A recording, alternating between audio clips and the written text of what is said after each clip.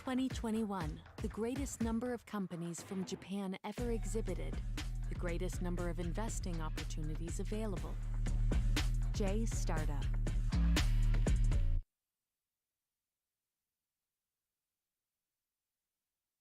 Hello, everyone. Good afternoon, good evening, or good morning, depending on where you are. Thank you for joining us. It's my pleasure to welcome you all to the Japan session. My name is Yuka Tanimoto. I'm the managing editor at Forbes Japan web editorial team, and I have the honor of serving as your host today.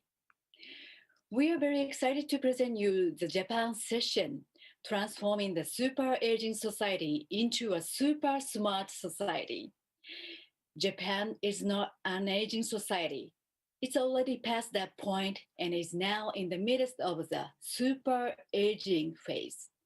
With 36 million people, or 1 in every 4 Japanese, being 65 or older, according to the Statistics Bureau of Japan. This ratio of 65 or older to the general population is expected to climb to 1 in 3 by 2030. This presents us with monumental challenges, including an overwhelming demand for medical and healthcare. But I'm delighted to tell you that many technology startups in Japan are not only taking up the challenges of providing solutions to these problems, but also using this as a springboard to transform our society from super aging to super smart. Today, we are going to hear from the innovators and policymakers who are leading the endeavor through their visions and ingenuity. But before we begin the panelist talk, we'd like to welcome Mr. Yoshiaki Ishii, who is Planning Officer in charge of Science, Technology, and Innovation for the Cabinet Office. He's a former director of the New Business Policy Office in the Ministry of Economy, Trade, and Industry, and has extensive experience in implementing the policies that are designed to support startups. For the next 10 minutes, he will talk to us about Japan's innovation policy, which is designed to bring Japan into a super smart future. So, without further ado, I'm now turning it over to Mr. Ishii. Thank you, Yuka-san. Hello, everyone. I'm Yoshi Ishii, Director for Open Innovation at Cabinet Office. It's a great honor to talk to you today. First of all, congratulations on CES 2021. With a variety of participants, this conference will contribute to the world innovation. Also, welcome to the Japan session. The COVID-19 crisis has brought many social problems. At the same time, we have forced to adapt the new normal. New work style, medical services, education, entertainment, and so on. We have a chance to turn this turbulence into a real advancement of the world innovation. We have a chance to use this opportunity to create better life for all. In addition to this, Japan is moving toward super aging society, preceding other countries. In year 2025, people over age 65 exceed 30% of the population. Average age of Japanese people is 48 years old. We have to create good society for aged people. We have to create super smart society for all people. In this activity, we are the first mover in the world, and we have the first mover advantage to contribute to the world. To build super smart society, innovation is a driving force. New technology can create brighter future And startups are the key player for innovation, with their agility, risk-taking, challenge. Japan's startups are aiming to super smart society. Japan's startups are bringing solutions to the aging society. The company Wheel is trying to build pleasant mobility infrastructure for all people. Therefore, they create smart personal mobility that far beyond the notion of the electric wheelchair. The company Zenoma hopes everyone's life happier and healthier. Therefore, they developed the next generation smart apparel that monitor your life log with comfortable way. The company Group X would like to build trust between humanity and advanced technology. So they built a robot that heals your heart. Japan's startup ecosystem is getting better right now. We have many unicorns and fast-growing companies. Mercari and Peptide Dream market caps exceed $7 billion. Preferred Networks, Spiber, TBM, and many high-tech corporations are emerging. Also, Japan's venture funds are showing good results. We have good return of investment. We have good index data of 2 to 3 times multiple and 14 to 31% IRR. We have some success stories of super deal investment. Japan has large sophisticated market, attractive environment for living, and exciting culture. Japanese universities and laboratories are conducting cutting-edge R&D activities. They provide a lot of research money into the new technology areas. Japan's large corporations are moving toward collaborating with startups. They have realized open innovation is their important way to survive. And government is providing a lot of support programs for startups. J Startups is flagship program for government support to make their cutting-edge startups go global. And JETRO, NEDO, SMRJ providing many support programs. Financial support is increasing right now. Japan's startup will contribute to the world brighter future of super smart society. Definitely, I hope world startups and investors are collaborating with Japanese startup ecosystem. Please join our journey to create the better world. For the first step, please enjoy Japan session today. Thank you. Thank you very much, Yushi-san. We got a powerful start this Japan session thanks to you.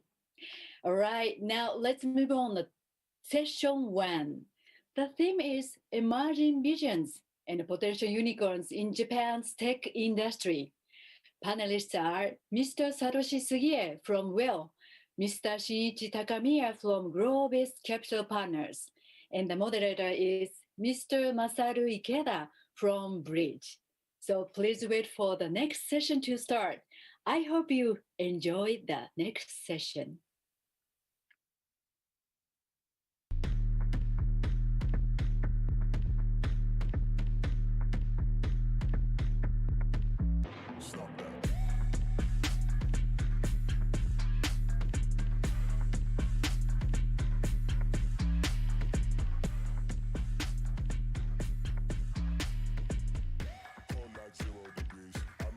Gotta let out the beast. Revolutionary, gotta let out the streets. Locked in a cage, I'm a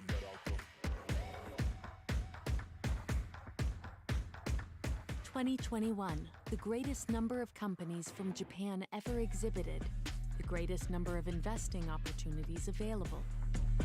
J Startup.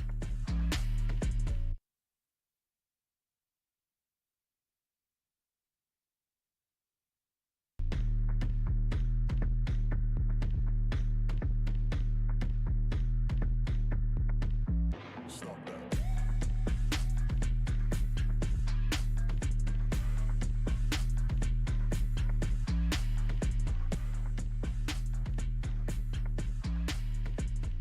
Cold like 0 degrees. I'm out the cage, gotta let out the beast. Revolutionary, gotta let out the streets. Locked in a cage, I'ma let out the. 2021, the greatest number of companies from Japan ever exhibited, the greatest number of investing opportunities available. J Startup.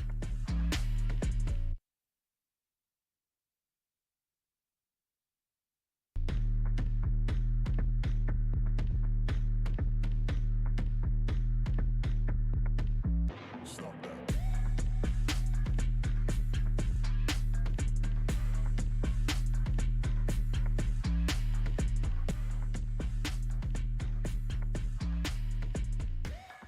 0 degrees. I'm out the cage, gotta let out the beast. Revolutionary, gotta let out the streets. Locked in a cage, I'ma let out the. 2021, the greatest number of companies from Japan ever exhibited, the greatest number of investing opportunities available. J Startup. Hi, everyone. Good morning to the people watching this program over here in Japan, and for US viewers, probably good evening or good afternoon. Thank you for joining us. Welcome to our show. Now we direct to the I've directed to moderate the first panel session of this event, which is titled "Emerging Visions and the Potential Inequality in Japan's Tech Industry." My name is Masaru Ikeda. I'm co-founder of the Bridge, which is Tokyo-based news publication, online news portal. Keep publishing articles about what's going on in the Japanese landscape, Japanese startup landscape in the rest of the world for 10 years or something like that. So anyway, in this session, we have been experiencing many things during the last year. We faced a natural disaster. We also seen the problem like aging society as well, as the Ishii-san mentioned in the beginning of this event as well. And what's most challenging is this is probably true for many of us, is COVID-19. That's why we were forced to change the format into virtual this time actually. But anyway, I think some people say that the startup are considered more flexible and more responsible to changes in society, like this kind of stuff actually. So that's why I'm hoping to see the many great startups will be emerging from now on.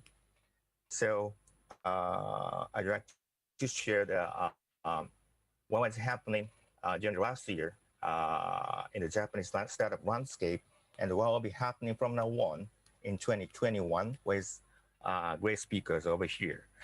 So without further ado, let me introduce our two awesome speakers from the Japanese startup scene. First of all, Mr. Satoshi Sugie from Will, which is one of the remarkable Japanese startups. So Sugie-san, would you like to introduce yourself and what's your business right now? Sure. Hi, everyone. My name is Sugi, the CEO co-founder of Well. So I'm going to explain about what we're trying to do. Let's go to the PowerPoint.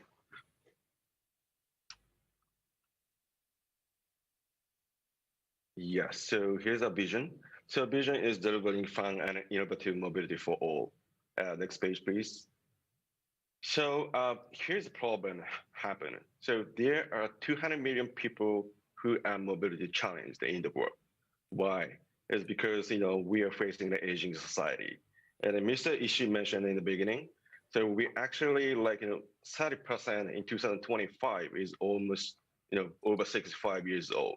So that means the needs of mobility assistance is definitely increasing. The next page, please. So here's what we're trying to do. So we are trying to do building a short distance mobility platform for all. So we see some like in a company, tech companies such as Lime and Bird, Kick Scooter, and then bicycle sharing companies. It's great option for short distance for fit people, but it's not for everyone, including seniors and people who have difficulty walking. Right. So that we would like to fill that gap and providing inclusive solution for everyone, including seniors. So next page, please. So basically what we do is two things: design and manufacturing next generation personal mobility, which is very safe and functionality both inside and out. Here's any user B2C customers globally in 12. We are delivering 12 countries. Next page, please. And also we providing like a short distance taxi, so-called like easy to say like indoor Uber, by using autonomous driving technology. So I will show you how it works. This is a video. So we are delivering this service to facilities, B2B facilities such as airport, amusement park, the hospital, and so on. So please go ahead, the video. Oh. Can you play the video? Can anyone help playing the video, please? Thank you. But I think, yeah, this will, think about like, if you click the,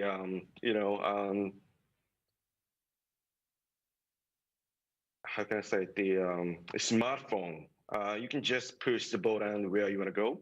Then this personal vehicle brings you to, Rail Airport Mobility Service provides an unprecedented, completely seamless travel experience for mobility users at airports. This is the first of its kind in the space and offers a last-mile transportation solution. The service is incredibly simple to use. It requires only simple button touches. Touch Start to begin, and then touch the Return button when you arrive at your departure gate. It then drives itself back to the Will station. That's the magic of an autonomous system. 羽田はもう距離が長いじゃないですか、乗り継ぎが。だから大変だと思う。乗り心地はもうあんまりしんどもなくてかなり快適ですよ。You'd have independence coming down, and if you wanted to go shopping, you'd have that independence, and I think that's important. I push my mother through the airports a lot, and with bags and everything, it's been a bit tough, but I would use this for that anytime. Will is proud to provide airports with a safe, enjoyable, and seamless transportation experience for their customers. Okay, thank you very much. Yeah, you can just skip. Yeah, thank you very much. Is that the last place? No, you skip. You can skip. Yeah, thank you very much. Thank you very much. So let me give you some question to Sugiya-san in order to help our audience better understand what's your business right now actually. Sure. So so how many countries have you expanded into today? So starting with Japan, maybe the home topic is Japan, probably, and also you have expanded into U.S. market as well as other countries, right? Right. So we are delivering our service to 12 countries right now. How many is it? 12. 12. Oh, Yes. So basically many of them are U.S. and European countries as well. Yes. So they are usually suffering from the aging society problems or those kinds of things. Exactly. Basically, we are focusing on developed country right now. So conventional types of the wheelchairs are usually designed for basically physically handicapped people actually, but your product is totally designed for aging demographic or those kind of people, right? Is it? Yeah, basically, people who have difficulty walking. Yeah. Okay, great. Thank you very much. So we also have one more great speaker from Japanese startup industry, who is an investor, Mr. Shinichi Takamiya from the Globis Capital Partners. So would you like to introduce yourself and what you're focusing on right now? Hello, everybody. My name is Shin Takamiya from Globis Capital Partners. we Global Capital Partners are one of the oldest and biggest venture capital firms in Japan. Our, in aggregate, we managed about over $1 billion US funds, and I was actually on the Japan's very first on the board and the lead investor of Japan's very first unicorn. And I think today I would like to show everybody that Japan's not exactly renowned for its entrepreneurship, but that's only the stereotype, and our startup ecosystem has really ramped up and probably gone over the tip, and we are now pumping out many unicorns. And Japan's advantage itself as a country, like Sugi's wheel, we have been facing the super aging society ahead of the rest of the world. Thus, we are coming up with the most innovative and most advanced solutions to tackle that kind of situation. And also, as you know, we've been traditionally very strong with technology, so we're combining that, lead market type of problem-facing situation and combining it with technology. And also, I think Japanese domestic market itself is very interesting, so that many global VC firms and also PE firms and public investors are now suddenly coming into Japan to invest. So I would like to tell everybody how exciting the Japanese startup market is right now. Right, great. Sounds interesting. Thank you, thank you. So, so I understand that your VC firm is basically focused on the Japanese startup scene or Japanese emerging companies, actually. But are you investing in the foreign startups or encouraging the foreign VC firms to, how do I say, co-invest in Japanese startups together with you guys? Yes. Primarily, we Globis ourselves, we focus on something with a Japanese angle. Mm-hmm. Japanese angle meaning that it obviously Japanese startups in Japan, but also companies like Wheel, who is run by a Japanese entrepreneur and doing global business, and also overseas startup trying to penetrate the Japanese market. That's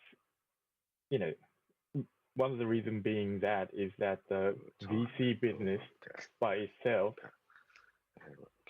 is VC business in itself is VC business in itself is quite a local business. We got to be on the ground and actually support our portfolio companies. If they face some hard things, we have to be on the ground and visit their company, even at midnight or something like that. But another element you mentioned, co-investing with overseas investors, I think that's a very hot topic right now in Japan because, as I mentioned, Japanese ecosystem is just on the verge of, just past the verge of coming up with many unicorns. Thus, probably we Globis, our latest fund is about $400 million US fund. And even with a $400 fund, we are rather on the big side. So in terms of the late stage investment, we are not seeing many billion-dollar funds. And, but on the demand side, there's a lot of startups raising like 100 million, 200 million. So it happens that many global investors, private equity players, global VCs, and public market players are coming into Japan looking for late stage investment, which is probably,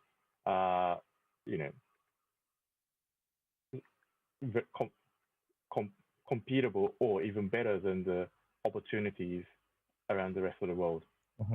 Great, thank you very much. So I'm very looking forward to hearing from your perspective and expertise, which might be useful for those who may be interested in investing in the Japanese startups from now on.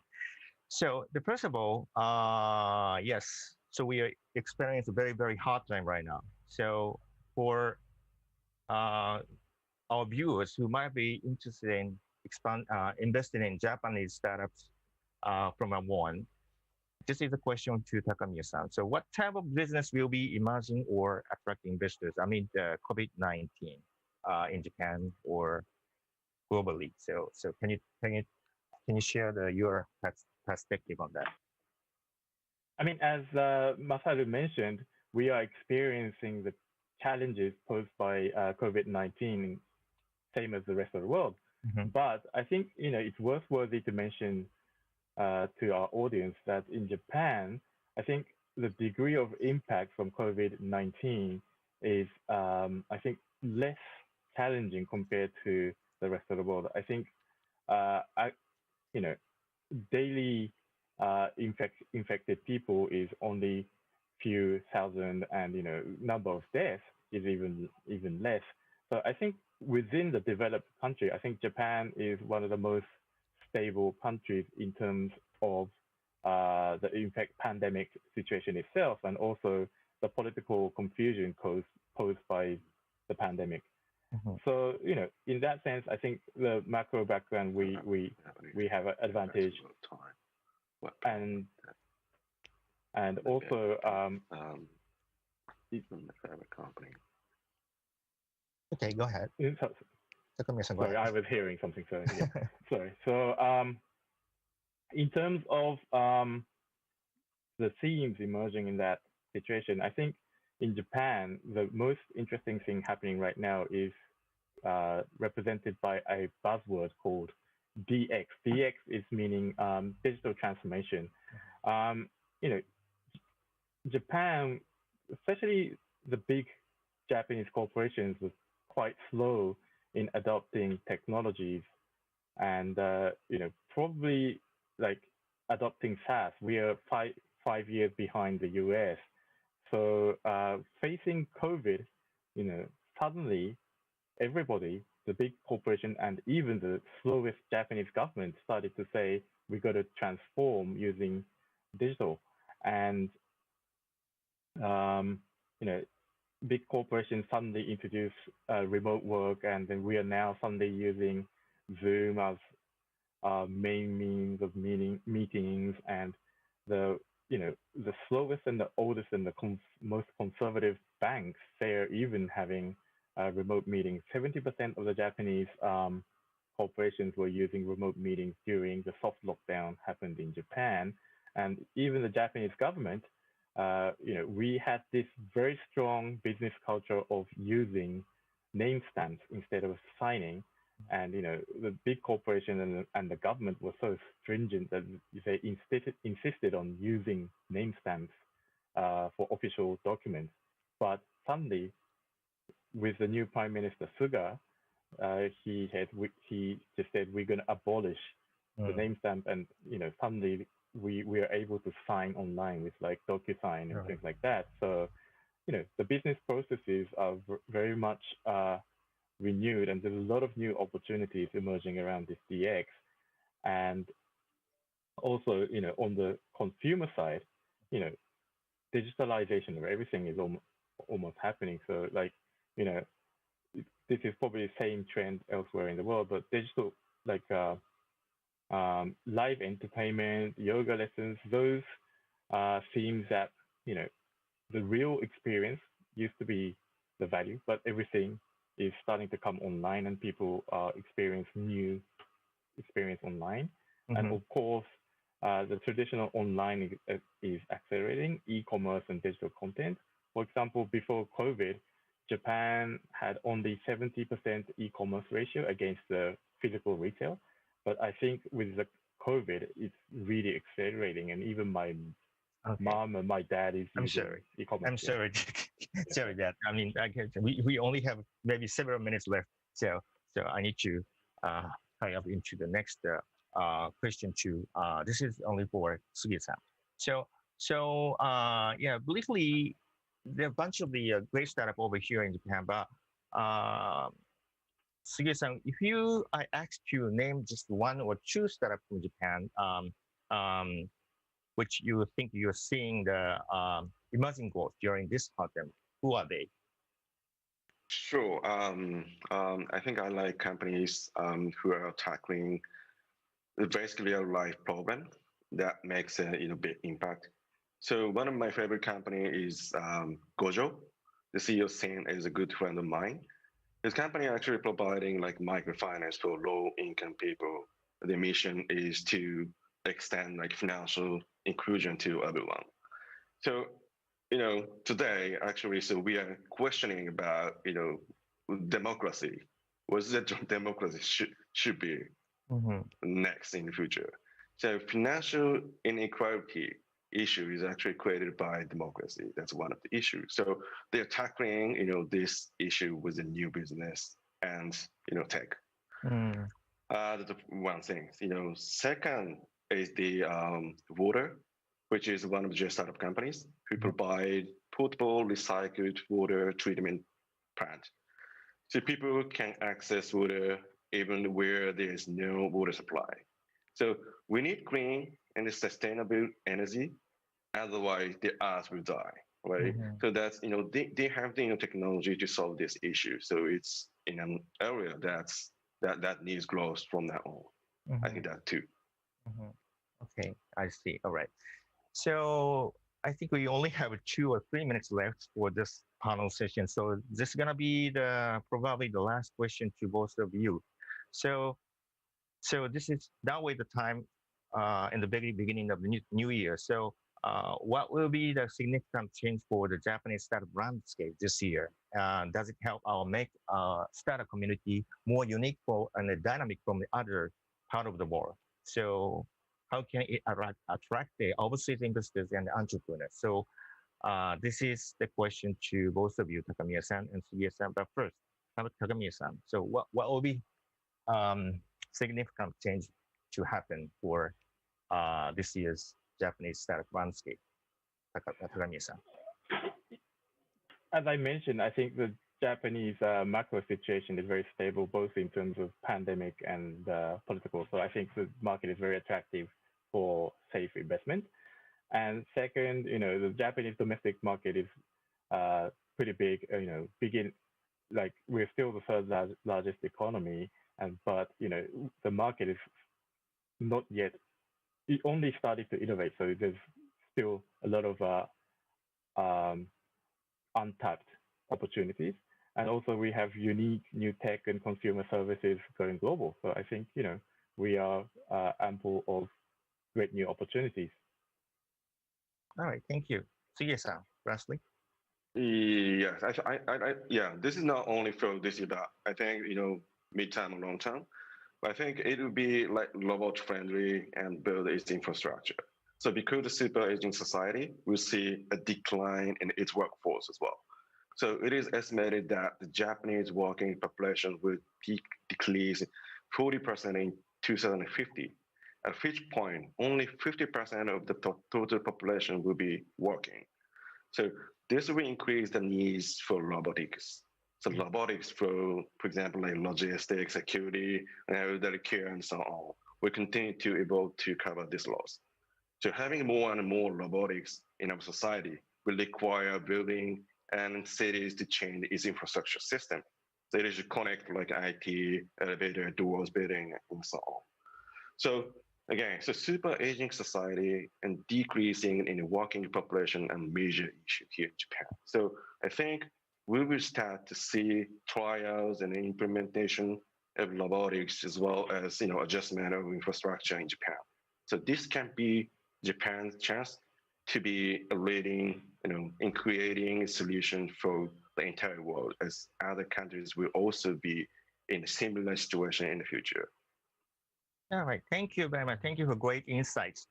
So we really want to talk more actually about. I need to conclude this session. So that's why let me help give a round of applause to awesome speakers.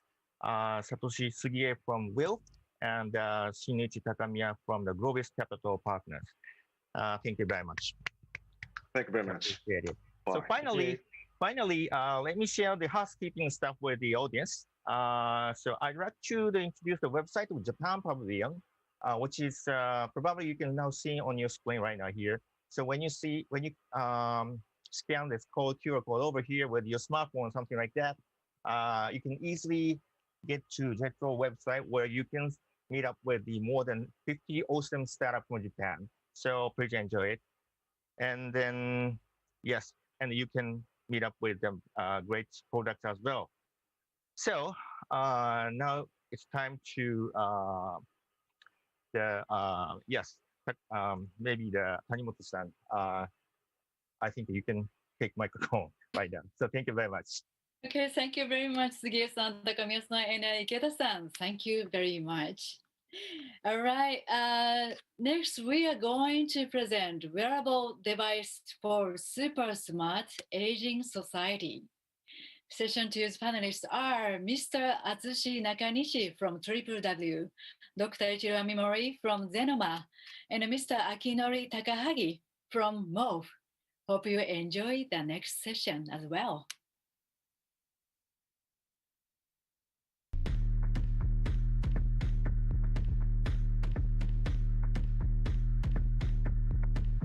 Stop that.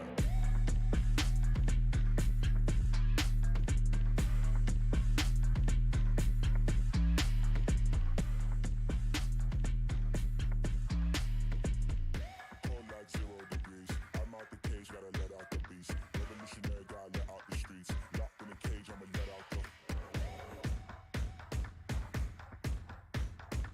2021, the greatest number of companies from Japan ever exhibited, the greatest number of investing opportunities available. J Startup.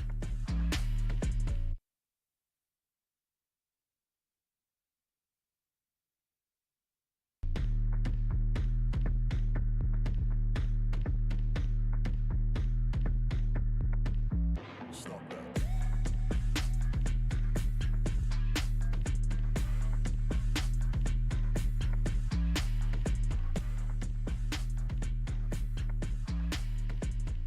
Cold like 0 degrees. I'm out the cage, gotta let out the beast. Revolutionary, gotta let out the streets. Locked in a cage, I'ma let out the. 2021, the greatest number of companies from Japan ever exhibited, the greatest number of investing opportunities available. J Startup.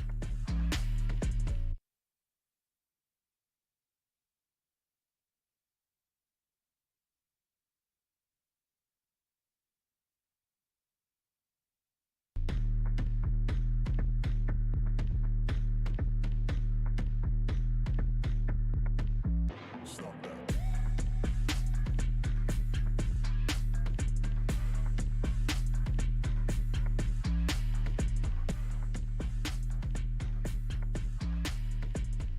Cold like 0 degrees. I'm out the cage, gotta let out the beast. Revolutionary, gotta let out the streets. Locked in a cage, I'ma let out the. 2021, the greatest number of companies from Japan ever exhibited, the greatest number of investing opportunities available. J Startup.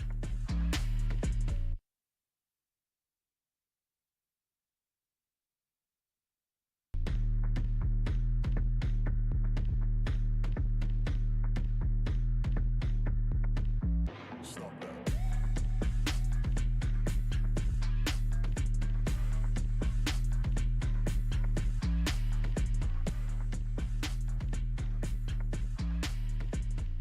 Cold like 0 degrees. I'm out the cage, gotta let out the beast. Revolutionary, gotta let out the streets. Locked in a cage, I'ma let out the. 2021, the greatest number of companies from Japan ever exhibited, the greatest number of investing opportunities available. J Startup.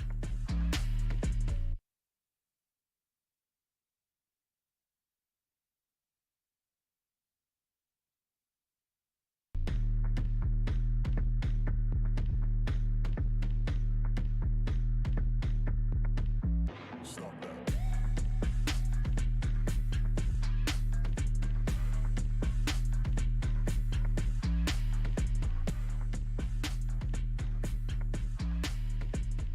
Cold like 0 degrees. Hello, everyone. Again, thank you for joining us. We are going to start session 2, Wearable for Super Smart Aging Society, IoT for Independence. Again, my name is Yuka Tanimoto. I'm the managing editor at Forbes Japan web editorial team, and will be the moderator for this session.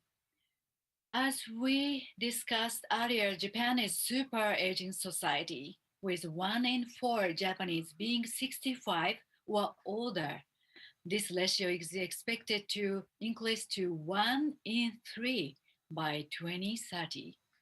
As we face with monumental challenges arising from the aging of the population, to solve the associated problem, our hospital and nursing home around the country are increasingly adopting innovative technologies offered by startups, including wearable products like today's panelists have created. In this session, we are going to examine how the thought leaders in Japanese wearable tech space are trying to tackle this problem so seniors can continue to live safely with dignity and good health. Today, we have 3 distinguished speakers who are wearable tech innovators.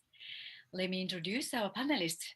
Mr. Atsushi Nakanishi, CEO of WWW, Dr. Ichiro Mimori, co-founder and CEO of Zenoma, and Mr. Akinori Takahagi, CEO and co-founder of Morph. Gentlemen, thank you very much for spending your time. All right. Okay, right now, yes, so you are watching the slide with a key phrase, I mean catchphrase. So did you realize that there is a really, the important and also the impact, the catchphrase written under the photo of all of the panelists today? So I just want to know, the Nakani-san. Yes. So you have a wonderful catchphrase, taking the world one step forward with the health IoT. What a nice phrase. So, but I had the process you went through to develop your device is very, very dramatic. So could you please tell us a little bit about the background of how this device was developed? Sure. I'd rather not say, but I suppose I have to share my story on this big stage. 7 years ago, I encountered a sudden diarrhea and unfortunately pooped my pants on the street. Oh. I was really shocked and it made me afraid of going outside for a while. And then I realized that if I knew my excretion timing beforehand, this terrible accident would not have happened to me. At the same time, I realized that there were many people, about 500 million people who suffer from incontinence all over the world. So I started to develop deeply. Thank you very much for sharing that secret story. Yeah. Yeah, what implies. All right, Amimori-san, so your catchphrase is integrating IoT into clothing. So now you are wearing the wearable devices, right? Mm-hmm. Yes, I'm wearing it. It looks very cool. So is it comfortable to wear? Yeah, it's just like a pajama, right? Right, yeah. So please tell us the story behind the development. Yeah, thank you for asking. Actually, we are not saying wearable since it's just a wear. And we call this smart apparel. Sorry, I'm still wearing my pajamas since it's too early in the morning in Japan and I had to come here from my bed. No, I'm just kidding, of course. And this is just one of our products, and I'm going to explain later. So I worked for Fujifilm for 18 years and in the field of new business development during the time that the classic photo film business was shrinking. I launched some business there. And then my old friend, Professor Somea of the University of Tokyo, asked me to join his project about the stretchable electronics technologies. So when I saw it for the first time, I was really impressed and then decided to join right away. So you may think that this is still a kind of future, but it's all real and already in front of us, you as products. I'm really excited to show you our product eSkin in this session. So please wait one moment. Thank you very much. I want to wear the pajama. Looks really good. Thank you very much.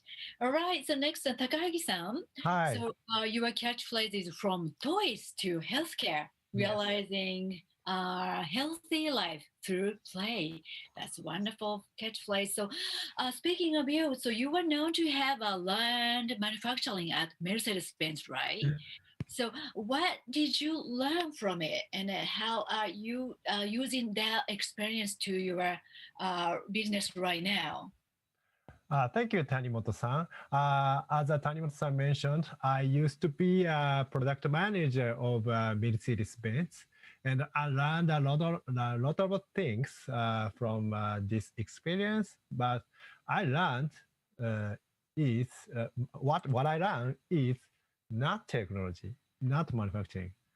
What I learned is user experience, the importance of a user experience. So I think this in our business, I put a high priority on user experience of MOF. So this is my learned from a Mercedes-Benz experience. What a nice experience. Thank you very much for sharing that. All right. So now we know you all have a novel wearable products that are designed to solve some of the problems that we have in our super aging society. So in the first place, I'd like to know what your products do and what problem they solve. So Nakanishi-san, so could you kick off first, please? Sure. Again, my name is Atsushi Nakanishi, and I'm the founder and CEO of Triple W. We developed D3, the first wearable device to predict when you need to go to the bathroom. We won the Best of CS award for the digital health and fitness category in 2019. Designed primarily for seniors and people with disability who suffer from loss of bladder control, it continuously monitors your bladder and sends timely notification to your phone when it's time to go. As a result, you no longer have to worry about accidents and have a safe and cost-effective alternative to diapers and medications. This device will also significantly reduce burden for caregivers who need to provide bathroom assistance. D3 provides freedom to live an active lifestyle without worries. Nakanishi-san, thank you very much. So next time, Mori-san, so you already showed us your products you are wearing right now. But again, please tell us the detail about your products, please. Yeah. Hello again. My name is Ichiro Amimori, co-founder CEO of Zenoma. And our product is called eSkin, which is a next generation smart apparel. It's just IoT clothing.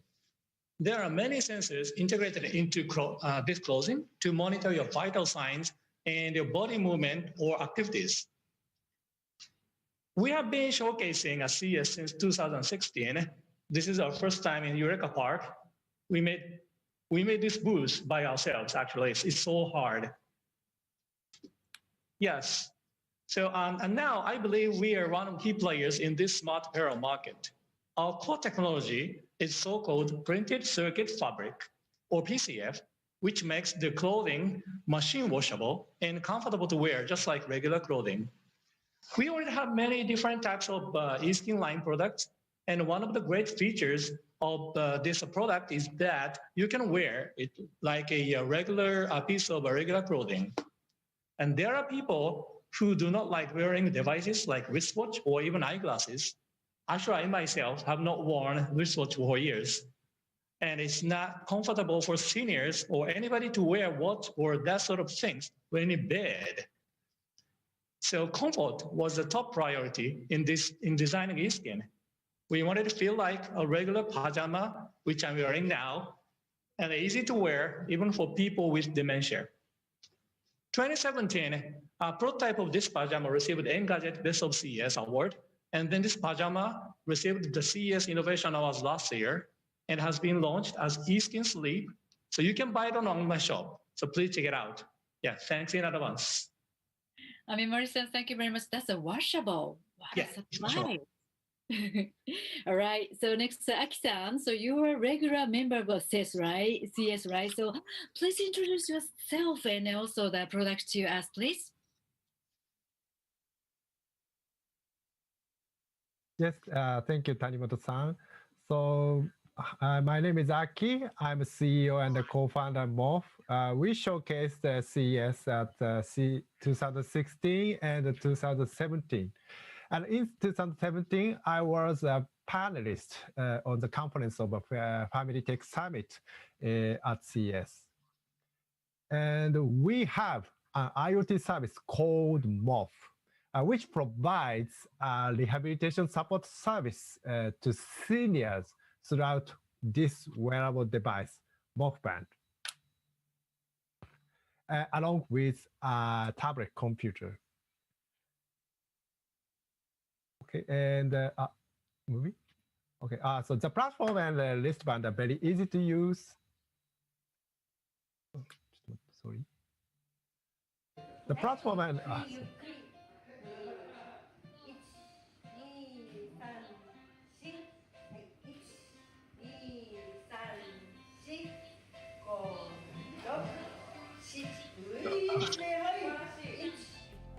歩行動作、バランスと足の角度を同時に計測。その場での比較が可能です。全方位ミラー、腕の動きを3次元モデルで記録・再現します。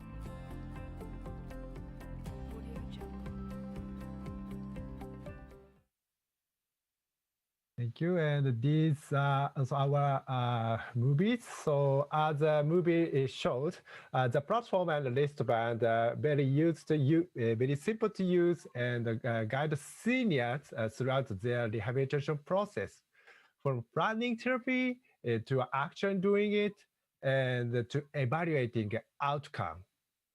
And getting an adequate amount of quality therapy is key to recovering faster. But one-on-one and face-to-face therapy can be expensive and not everyone is access to it. So our product solves that issue by providing seniors and patients with access to personal therapy. Thank you so much for the demonstration.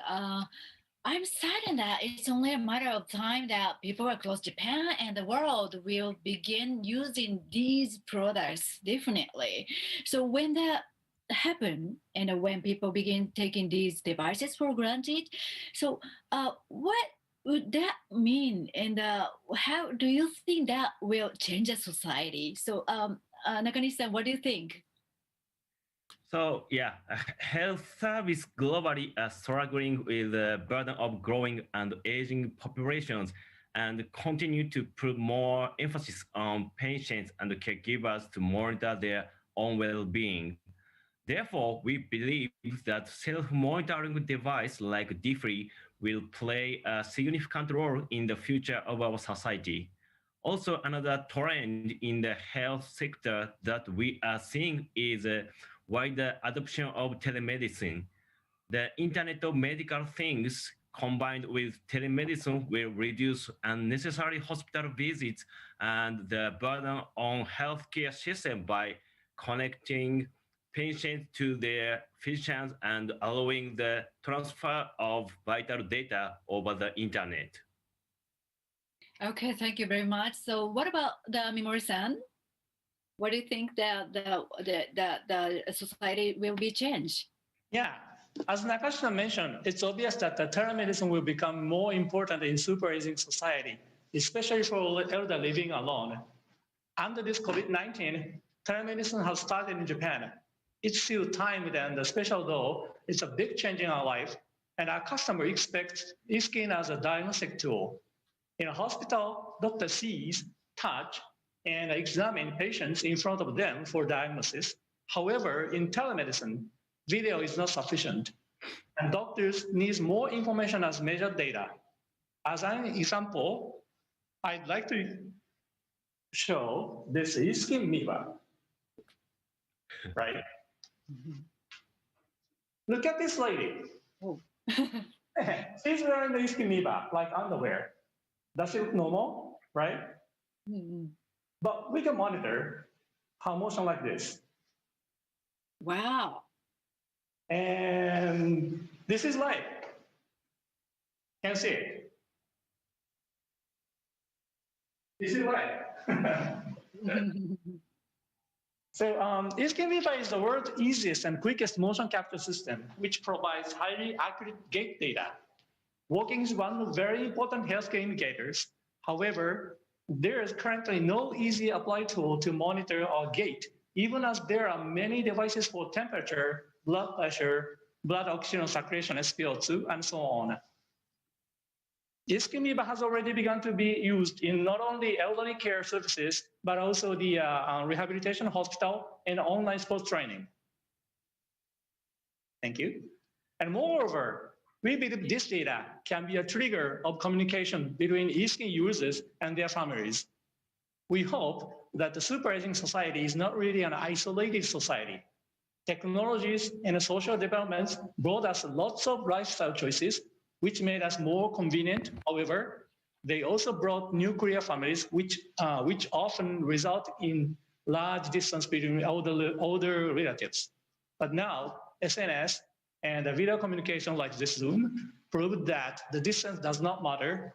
And Iskin will add one more feature here to give us a chance to say, how are you doing? Or what's happened with this Iskin data?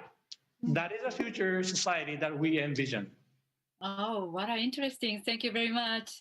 So Takahagi-san, so what about your view? So could you tell us the how the society will change, please? Thank you, Tanimoto-san. Thank you for your good question. I believe MOFBand will definitely make a rehabilitation service a lot more accessible to seniors and patients, both at home and outside home, including a hospital and senior care centers which don't have enough therapists to take care of their patients and residents. With better access to rehabilitation, they can return to the normal living faster in more effective way. And that will reduce the number of people requiring care, as well as reducing their medical expenses and long-term care cost. All right, thank you very much all. This may be last question, the time is running. So I'd like to hear what your ultimate goals are, and please describe the ideal world that you are trying to create with your innovations. And also how do you plan to get there, and what might be the key elements you need to achieve or overcome to get there. And also at CS right now, so we have many different stakeholders, right, including investors, large corporation, and developers as well. So if you could talk to anyone you want, whom would you talk to, and also what would you negotiate with them? So Nakane-san, what about you? Yes, our motto is to take the world one step forward. We believe that advancements in vital technology will enable more people to live life to the fullest. For example, seniors that capture vital data from our organs will have a smaller profile and be less obtrusive in the near future. This will enable more people to use the technology. At CES, we are looking to connect with companies that are interested in our technology. Ultrasound technology holds great promise in monitoring conditions of our vital organs. We seek to conduct further R&D and technical verification with other companies regarding different applications of ultrasound technology. Thank you, Nakane-san. So, Memori, what about you? Yeah, we're trying to generate healthcare big data and use that data to provide data-driven preventive medicine. Iskin is an Internet of a medical thing technology and is capable of collecting various data like human healthcare data. eSkin Sleep, this one, can monitor heart rate, respiration, and temperature, and it can also detect the users wandering at night, which couldn't be picked up on by bed sensors. As shown before, demonstration, eSkin Miva can collect gait parameters. This movie is a preliminary trial held in Japan. You can see his gait data here. Yes, this right here. And this is a report we gave to him after this trial. In a super aging society, it's important to monitor the health of people in their 50s who aren't quite seniors yet, especially how frail they may be becoming for their healthy longevity. eSkin has a great potential to be an effective tool to monitor frailty by keeping track of such factors as gait abnormality or even early symptom of dementia. So the question of how to get there, we wish we could supply our eSkin from Zenoma to everyone in the world, but that's not really possible. So we'd like to help businesses integrate our technology into their products. Clothing is just a part of ourselves, and it has to be fashionable, nice, and unique. In this digital era, I'm sure that everyone watching this understands the importance of data, right? And we would like all of you to work with us to make your own eSkin product. Yes, you can ask us to develop your own eSkin product. We would also welcome investors to join us in our endeavor. If you are interested, please come to see us. Thank you. Thank you very much. So lastly, Takahagi-san, so could you tell me about that? Thank you. Yes. First of all, let me talk about the situation of rehabilitation in the world. There are many countries, especially Asian countries, that are on the verge of becoming a super aging society. And one of the biggest issues facing them is the lack of rehabilitation providers. For instance, in China, the number of physical therapists is just 1% of the number in Japan. Our products are very simple to use and provide end-to-end rehabilitation services. And it's already being used by many, many people. So we would like to reach out many people in the rehabilitation market as possible to get word out about our product, including medical device wholesalers and the hospital and the senior care system providers. So we are MOF, and if anyone is interested, we'd like to hear from them.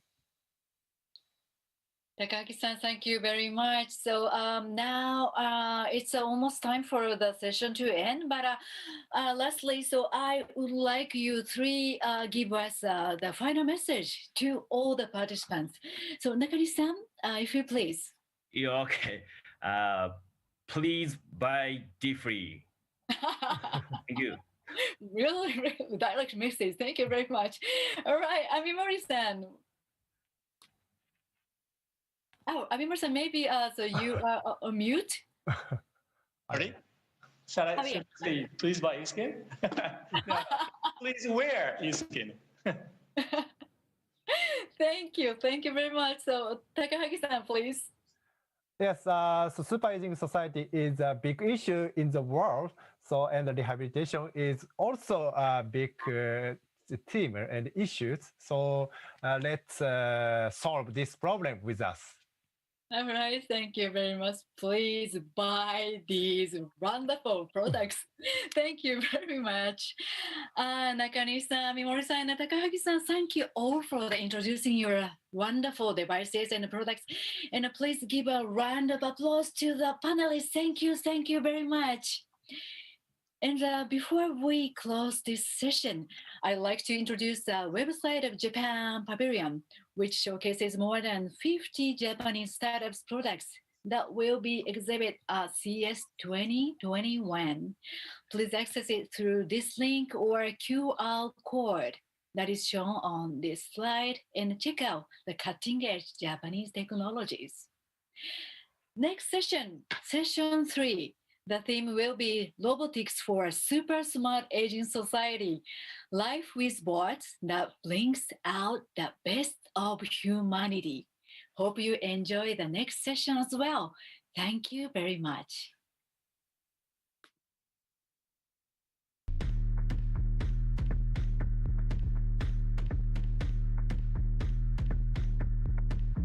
Stop that.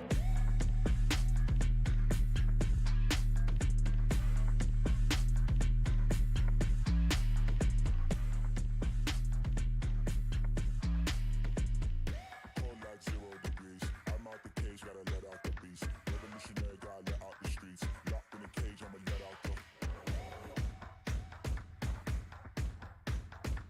2021, the greatest number of companies from Japan ever exhibited, the greatest number of investing opportunities available. J Startup.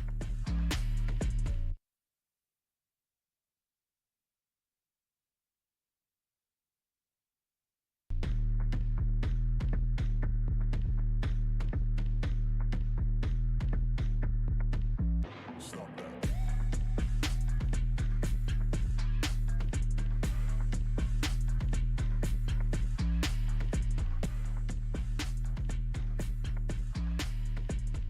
Cold like 0 degrees. I'm out the cage, gotta let out the beast. Revolutionary, gotta let out the streets. Locked in a cage, I'ma let out the. 2021, the greatest number of companies from Japan ever exhibited, the greatest number of investing opportunities available. J Startup.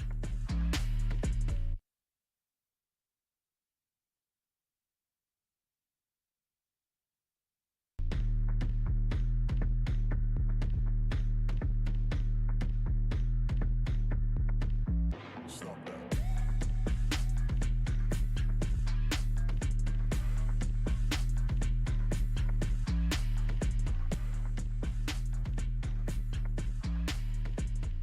Cold like 0 degrees. I'm out the cage, gotta let out the beast. Revolutionary, gotta let out the streets. Locked in a cage, I'ma let out the.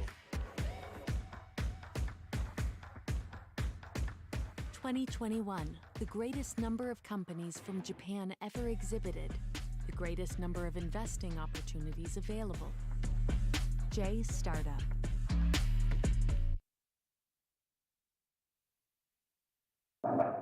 Hello, everyone. Thank you for joining us. We're going to start session 3, Robotics for a Super Smart Aging Society, Life with Bots that Bring Out the Best of Humanity. My name is Sachino Taki from Jetro, the organizer of this whole event, and will be the moderator for this session. As we discussed earlier, Japan is a so-called super aging society, with a quarter of Japan's population being 65 and older, and soon to be 1/3.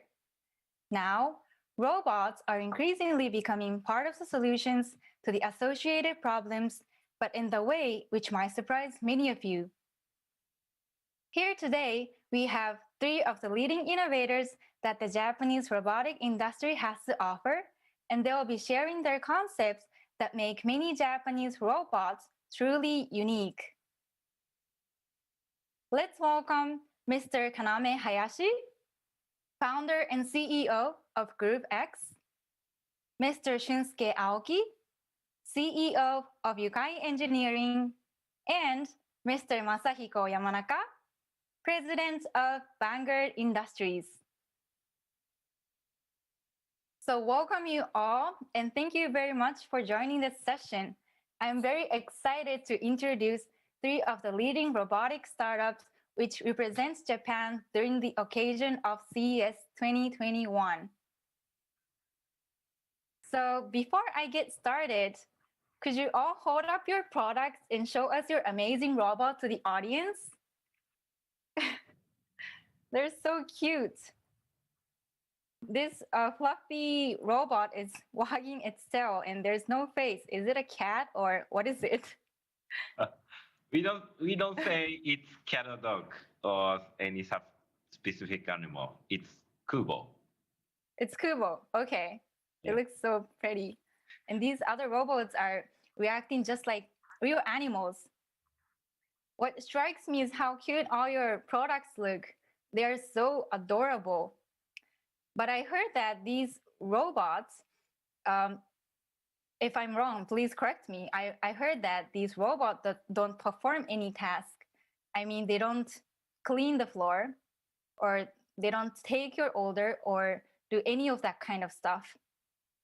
Labot, for example, the robot of Group X, which has been exhibited at CES for the past 2 years and covered by a lot of media, is actually known as a robot that does nothing. But Hayashi-san, what do you mean it does nothing?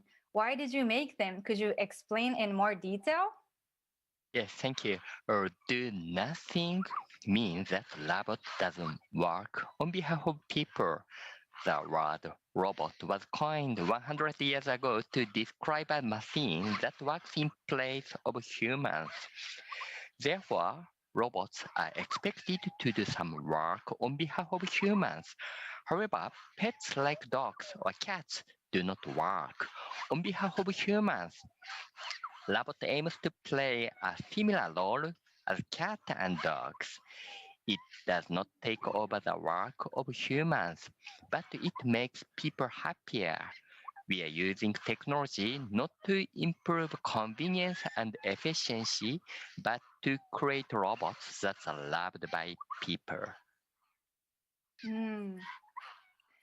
Thank you very much, Mr. Hayashi, for sharing your concepts. I feel robots should be known as a robot that does great things instead of a does nothing robot, because it brings happiness to people.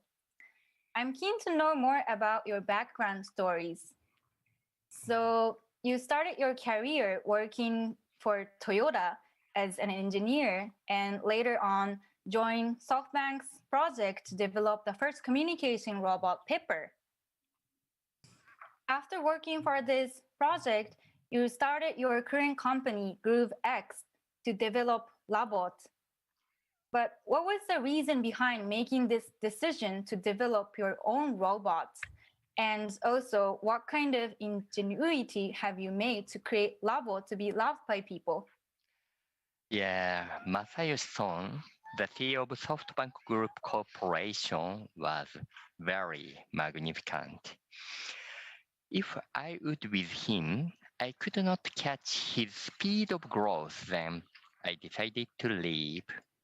When I decided to leave, I never thought that I would be related to robot again.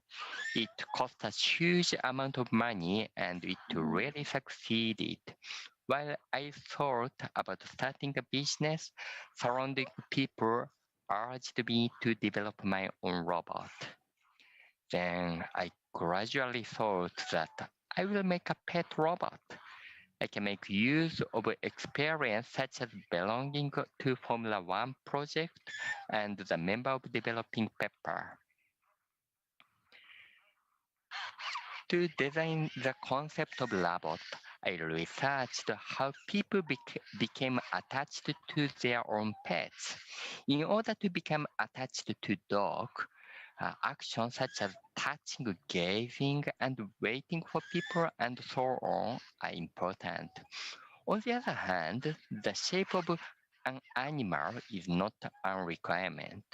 Therefore, we designed Labot to provide some role as pets, but the shape is not similar to any animals. Labots gaze at the owner and come to owner quickly. The shape is original, but easy to be hugged. That is very interesting things. Thank you very much. That is very interesting. Thank you very much for sharing your background stories and concepts of Labot. What about you, Mr. Aoki? Could you tell us the story of your robot? Yes. The robot that we create certainly do not perform any household chores, but each still has their own function. Our company name, Yukai, actually means fun or joy in Japanese. Just like the name of a company, I believe one important role that robots play is to bring fun and joy to people's lives. That's why we put so much emphasis on the design. For example, like when you pet Kubo, it will react by wagging its tail. Boko talks to you in a cute voice. It can tell you what the weather is going to be like or remind you about your daily schedule. I believe that robots can definitely enrich people's lives through its therapeutic features. Thank you very much. Your robot do sound like they have healing effects. I'm sure many people would like to try it. Thank you very much.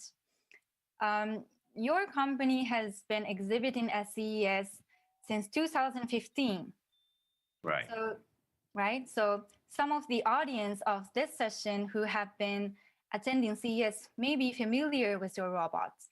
But how was the actual reaction of the people whom you met at CES so far? Some people say they are weirded out by a product. Okay. Especially Kubo. But we also have very positive reactions and those who are willing to learn more about how we came up with our robots. As we have been on the show floor for 6 years in a row, we have seen an increasing number of people showing interest in companion robots in general. Great to hear. Thank you very much. So, Mr. Yamanaka, your robot, Muffling, won the Best of Innovation and CES 2021 Innovation Awards in the robotic category. Congratulations! Thank you very much. This makes me extremely proud being Japanese. Thank you. So, which part of Muffling do you think was highly evaluated by the organizer of CES? Could you also share your concepts? Yeah, thank you. So, Muffin is an AI pet created from totally new concept. It possesses emotional capabilities that evolve like living animals. With its warm software, cute sound, and adorable movement, you'd want to love it forever. We took a nature-inspired approach and developed a unique algorithm that allows Muffin to learn and grow constantly, using its intellections to determine patterns and evaluate its surroundings from its sensors. Muffin will choose from an infinite number of mobile and sound patterns combinations to respond to and express its feelings. To put it simply, it's like you are interacting with a living pet. So we are developing our Muffin concept so that it makes a positive impact on society. The main reason I think that a product was selected as the best of innovation in the robotics category that Muffin includes the 3 key points that make it very unique. First, improving quality of life. Second, social implementation of technologies. The third, the potential for concept development. Especially since we believe that Muffin has the ability to improve the quality of life by becoming a communication agent as new barriers and lifestyles emerged in these uncertain times of the COVID pandemic now, such as PTSD, ADHD, anxiety syndrome, development disabilities, STEM, etc. We strive to create solutions for a better future through our Muffin project. Great, thank you very much. And congratulations once again. Thank you very much.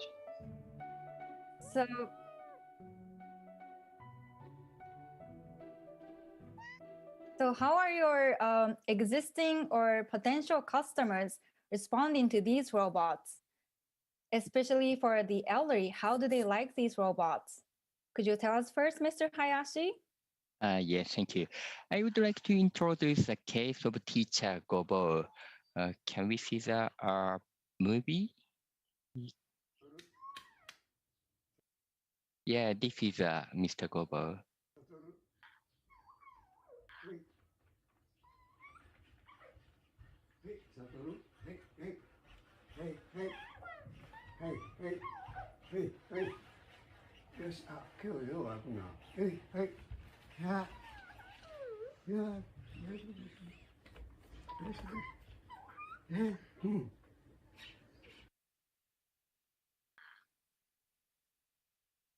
Yeah, in this movie, you see the elderly. He is Teacher Gobo's father. And Teacher Gobo is a Japanese YouTuber, and he works to keep elderly independent. And he gave a robot as a present to his grandfather, who is 91 years old, and he was feeling a bit depressed because of COVID-19. After living with the robot, he began to care for it like a pet and has been laughing a lot. In addition to that, he walked a lot while following robot as a kind of exercise. I think robot can heal an aged person and make them feel alive. In addition, robot is well suited to discreetly and remotely monitor the seniors who are separated from their families. Robot has a diary function on the app. On that app, family members can see how robot spend time with the seniors, including whether they hugged the robot, touching it, or called its name. Such information helps their family understand how their elderly parents or relatives are doing. Thank you very much. That's very interesting. I can see robots are loved by the customers. How about Boko, Mr. Aoki? Yeah, Boko is often used in the homes of elderly people who live alone. Some use outfits for their Boko to wear, or will place it on a small cushion. According to an interview with a Boko user and their family, their grandmother is more likely to take her medicine if Boko tells her to, rather than their family. We have also heard from users who live alone that having a robot talk to them makes it feel like they have gained another family member. Thank you. Boko truly keeps the elderly company. Sounds like it can even accomplish things that sometimes family member cannot. I think there was a movie of Boko. Yeah. Play it? Yeah, we should watch the video. エモちゃんおはよう。おばあちゃん、お薬飲んだ？エモちゃん、ありがとう。Does it show up? Oh, maybe there seems like there's technical problem. Okay. Yeah, sorry, there was a technical issue. Sorry, but yeah, Boko really keeps the elder company. Thank you for sharing your the story. So, Mr. Yamanaka, could you also tell us a little bit about Muffling? Yeah. The Muffling completed its Kickstarter campaign last summer and is scheduled to ship later this spring. Many of our supporters expect Muffling to be more of a partner like a pet, rather than a robot or a gadget. Some of the supporters are not only those who have to stay at home due to COVID-19, but also those who used to own dogs and are interested in owning another dog. In addition, Muffling does not require complicated operations such as recharging, and we receive many cases of support from elderly people and their families. We'd like to evolve Muffling by taking users' feedback to our market launch. Thank you very much. So I really think that these robots will become essential at the elderly's homes and nursing facilities. When robots become a part of everyday life for seniors, how do you think that will change their lives in our society? Could you share your thoughts first, Mr. Hayashi? Yeah, we had an experiment at a nursing home in Denmark, where a Danish senior man suffering from severe dementia had not spoken a word to anyone since he was admitted to the senior care home. However, as soon as the robot arrived, he started to speak about the robot with other residents. Furthermore, even those who didn't know much about technology smiled and hugged the robot. Can we see the movies? We can see it go. Yeah. Like, yeah. Så du den blinke til mig? Den skiller i den. Nej, den ikke skiller.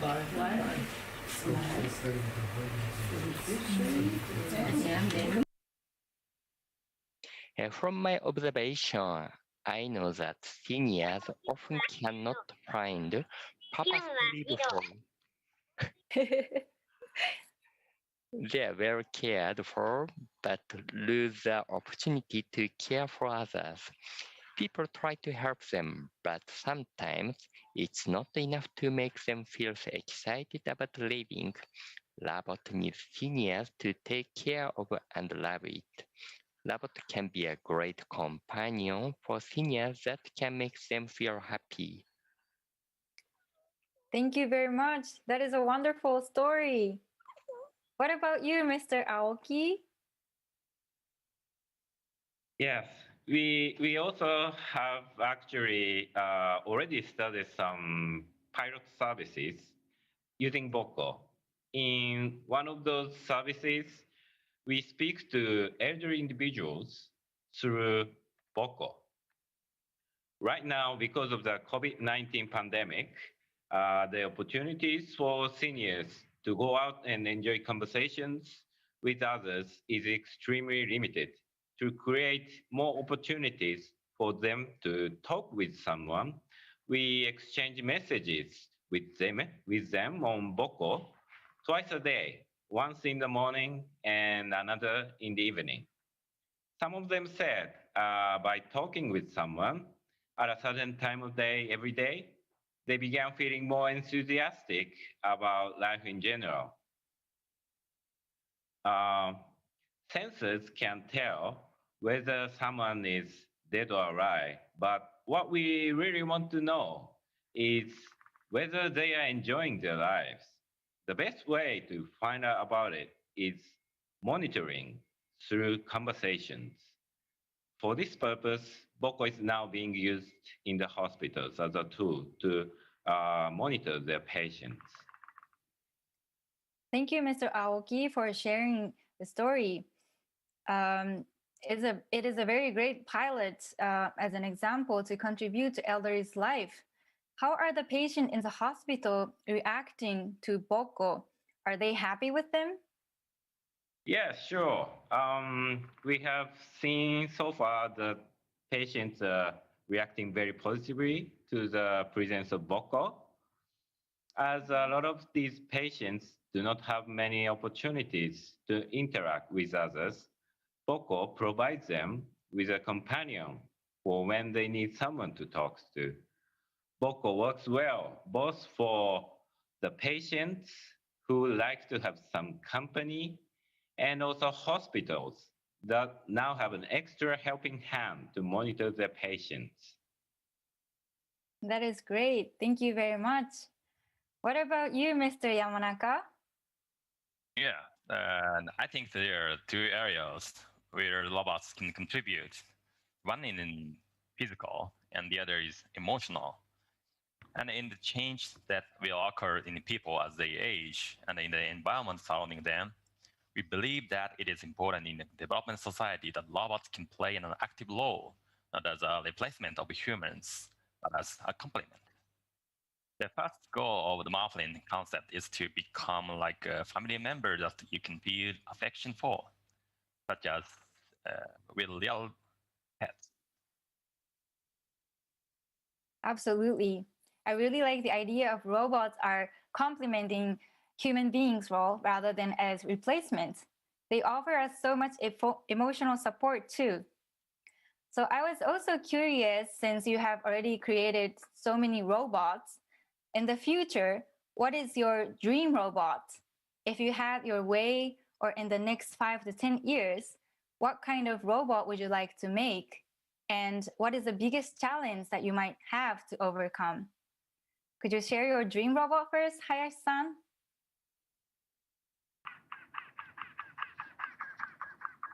Hayashi-san, I think you're mute. Oh, sorry. There is a famous Japanese animation character, Doraemon, a robot with cat feature coming from the future world. Doraemon has a gadget with magical power, but my dream is to create Doraemon without magical gadget. Doraemon cheers on Nobita-kun and accompany him. Doraemon is always by the side of Nobita-kun, the young boy in the family, and encourage him in whatever he's doing. I want to make a robot that plays the role of Doraemon for anyone who lives with it. And also, I'm eager to send our robot into people's home all over the world. Thank you very much. I like Doraemon also. That is a beautiful dream. What about you, Mr. Aoki? We are not interested in creating multi-functional robots that try to work as servants and do everything for you. In the world I envision, families are living with many different robots, each of which only has just one function, but very distinctive function. These robots work together to provide support to humans. Speaking of animation movies, I think My Neighbor Totoro represents a vision of the world that is close to mine. In that movie, there are many spirits living among humans, and they sort of guide people toward happiness. The robots I envision are like those spirits. They understand humans' desires and purpose in life. If robots can see the route for us to achieve happiness, if we can develop technology to create such robots, then they can nudge us into doing what we have to do to live a happier life.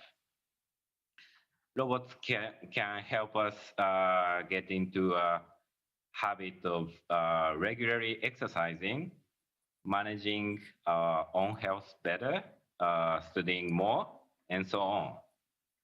In other words, robots can help us improve our own well-being. Thank you very much, Mr. Aoki. Well-being is becoming a trend in the world, and I'm sure that your robots are improving the well-being of human beings.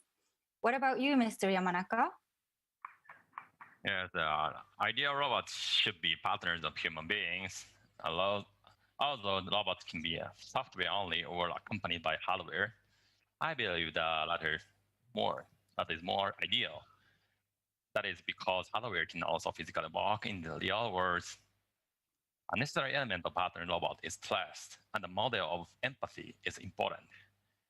I think that development of robots entails a series of challenges is trying to understand human beings themselves. Thank you very much, Mr. Yamanaka. I like your idea that robots are not a threat to human beings. Instead of taking away jobs from us, they will become our partners. So thank you all for introducing your wonderful robots, user stories, their effects, and sharing your visions as well. I think these therapeutic robots will play a major role in supporting not only the elderly, but the general public as well, who suffer from loneliness at home or need a partner to interact with in order to maintain a positive mindset. amid this tough time of COVID-19. So thank you once again for all the panelists for joining this session. So before we close this session, I would like to introduce the website of the Japan Pavilion, which showcases more than 50 Japanese startups products which will be exhibited at CES 2021. Please access it through this link or QR code that is displayed on this slide and check out the cutting-edge Japanese technologies. So thank you very much once again and hope you enjoy the next session as well. Thank you. Thank you. Thank you. Thank you. What a healing session. I love these robots. Actually, so I have some of those.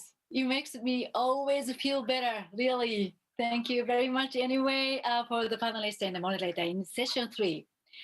All right, next session. Unlimited water supply, touchless touch panels, and Telexistence. How Japan is arming itself against COVID-19. I hope you enjoy the next session.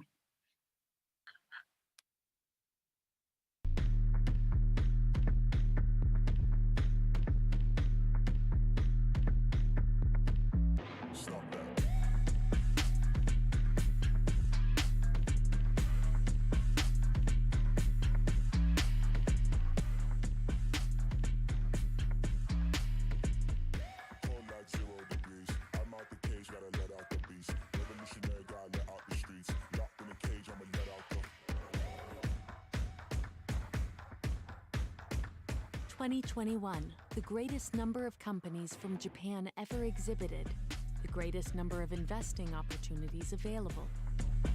J Startup.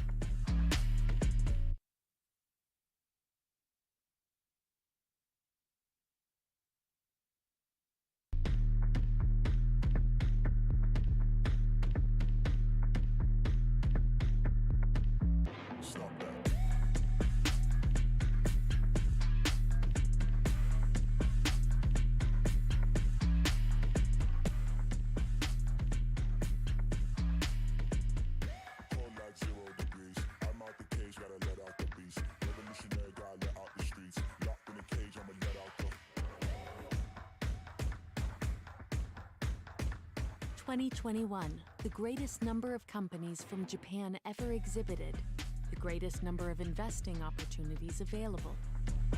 J Startup.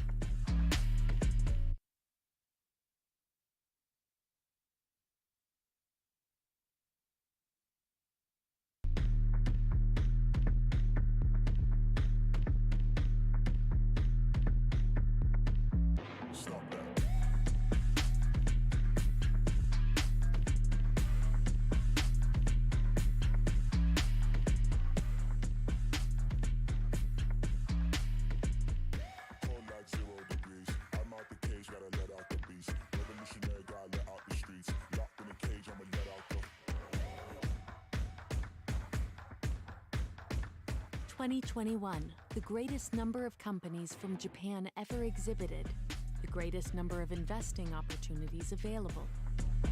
J Startup.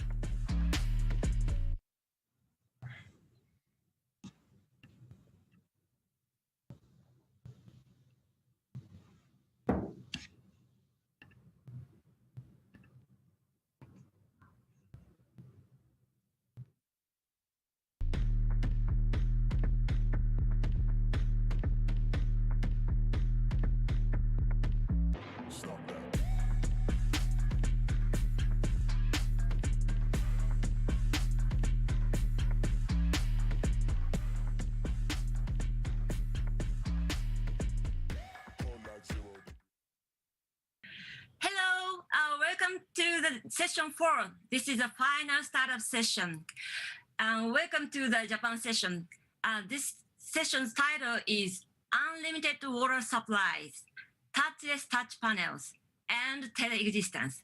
How Japan is arming itself against COVID-19. My name is Mariko Nishimura, a co-founder of Heartcatch. I'm a producer to making new business for business and project all over the world. And I have been researching at CES for 9 consecutive years. I will be the moderator for this session. Well, this past year has brought all of us the kind of challenges that we've never dealt with before. The health risks for our vulnerable populations contracting COVID-19 is a huge concern to everyone. And it's particularly true when seniors make up 1/4 of your population, as they do in Japan. Fortunately, many brilliant innovators are working around the clock to develop impossibly creative way to minimize our health risks. And they include the 3 speakers whom I'm about to introduce. They are going to give us a closer look at the truly impressive innovations and share with us their inspiring visions for a safer and healthier society. Well, let's welcome Mr. Yosuke Maeda, CEO of Water, Dr. Ryoji Otsu, founder and CEO of Chinno Gijutsu, and Mr. Jin Tomioka, co-founder and CEO of Telexistence. I'm so thrilled to welcome 3 of very, cutting-edge innovators. So this is the question 1. First, please tell us how your products work. Mr. Maeda, your company developed a hand washing station that never runs out of water. It's true, never run out of water. I actually had tried your product in Ginza, Tokyo. That is amazing. It's a standalone unit. It's not hooked to any pipe coming out the ground. And you have this clean water flowing out of the faucet nonstop. How do you do that? Okay, thank you, Mariko-san. As explained, we developed Wash, a hand washing station that enables people to wash their hands with clean water anytime, without connection to running water. Originally, we had the AI and sensor technologies to recycle and reuse more than 98% of used water as clean water quality. In 2019, we released a product which contains a portable water circulation system. This product is 100,000 the size of a general water treatment plant, huge plant. As we know, hand washing is one of the most effective ways to prevent viruses. Yes. Considering social demand to preventing the spread of COVID-19, we decided to use this system to develop a new product that specializes in hand washing, which is this product, Wash. We announced Wash in July last year and started shipping in December. By the end of the last year, we have received many positive responses and received 4,000 units of pre-orders. Wow, wonderful, congratulations. Thank you, That's a huge hit. Wow, amazing. Thank you. And next, Mr. Otsu, your company has a technology that makes it possible to air tap or air swipe, not an air hug, but an air tap and air swipe. Please tell us more. Thank you, Mark-san. Hello, everyone. I'm Dr. Ryoji Otsu, the founder and the CEO of Chinno Gijutsu. And also, I'm a researcher at the Osaka University Graduate School of Medicine, and I'm a healthcare researcher. And I have 25 years of experience in robot and artificial intelligence development. So this time we have developed a non-contact artificial intelligence-based sensor to prevent COVID-19 contact infection from the high-touch surfaces. How many times do you touch the touch panel display that is touched by various people? How about you, Mariko? Oh, a lot of times, like convenience store, at the bank, and not the surface, but also the elevator. Yeah. There's a lot. So, panel. Yeah. Yeah. And that time, you are probably worried about the contact infection, the virus from this display. Yes. This is something Mariko? Yeah. That is very So we have developed a new technology as allows the display to be air tapped, air swept.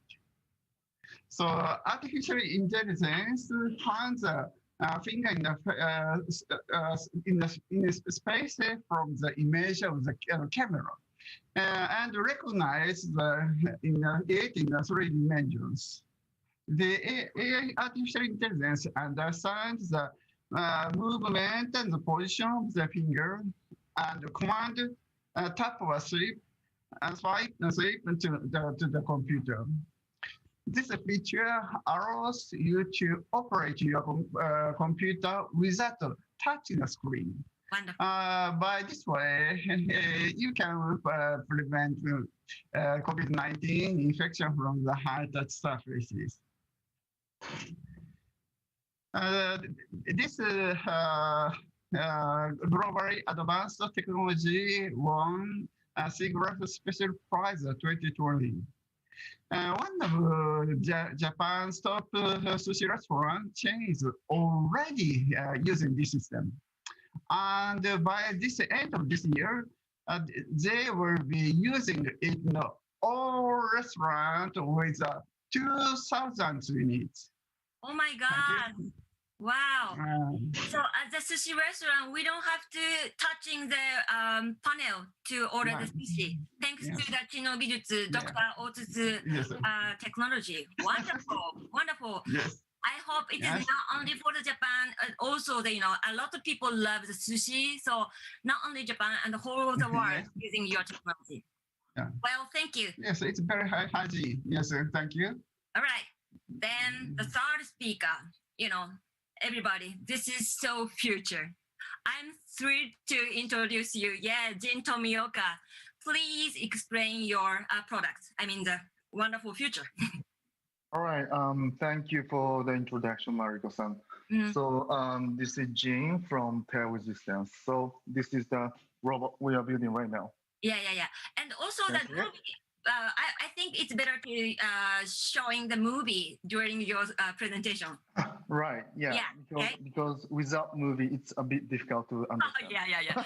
We should gesture monitor. Okay. Right. Go. So as you can see, we are building a robot, but the robot we are building right now is not like conventional industrial robot, but it's actually a humanoid robot. But on top of that, it also can be controlled by the humans. At the same time using internet. So how these things works is you connect yourself to the internet, and once you connect it to the internet, which means you are connected to the robot, and once you connect to the robot, which means you can control the robot from the remote site. Oh my gosh. So this is the thing we are building right now, and the concept of the Telexistence was proposed by Dr. Susumu Tachi, who is a professor at the University of Tokyo right now, like 40 years ago. It's a pure, original Japanese concept. So the original meaning of the Telexistence is mean to give a person the realistic sensation of being another place without actually going there. And not only being telepresent, but also feeling fully immersed with the sensation of being transported to another location. So that's the original concept. Yeah. And so basically what we are trying to do is to try to try to transport the human physical capabilities at the speed of internet. So that's the thing we want to achieve. Yeah. Wow.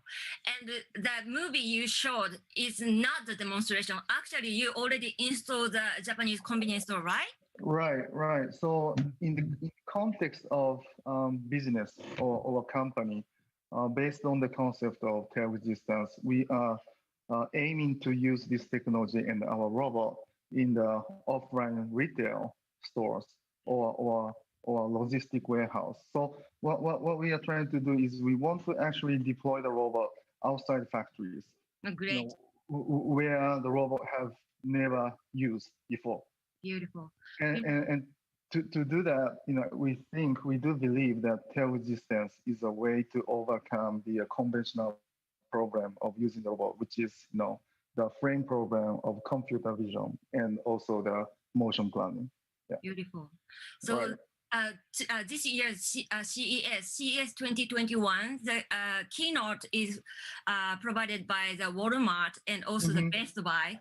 I hope that kind of a huge, chain store is using your store. Then essential worker can, reduce their, risk to, infected the COVID-19. Correct. Yeah. Yeah. All right. So it's already excited 3 products. But these are all amazing inventions. So what is your next step? Are you going to build on these technology to provide solution to other problem? So what problem would that be? So Mr. Maeda? Okay. We believe that the super small water recycling technology, which we call it, an autonomous decentralized water circulation system, can eliminate various water issues. Next. For example, human habitation has been limited by accessibility to the water.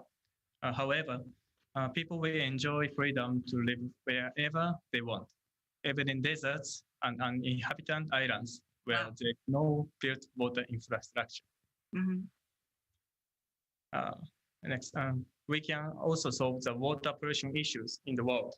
By using our technology, we can minimize the amount of domestic wastewater that humans release into the environment.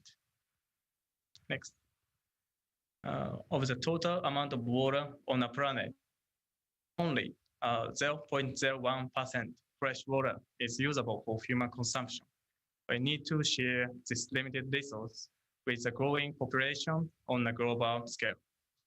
By using our technology, we will make it possible for everyone, everywhere, to have access to sufficient amount of living water, so long as they have a minimum amount of water. Furthermore, if each household could have its own autonomous decentralized water circulation system, it would be possible to use water 15 times more efficiently than the existing water supply system, which eventually would solve the water shortage issues, such as in Silicon Valley. Thank you. Wonderful. So water problem is not, this is also the SDGs target.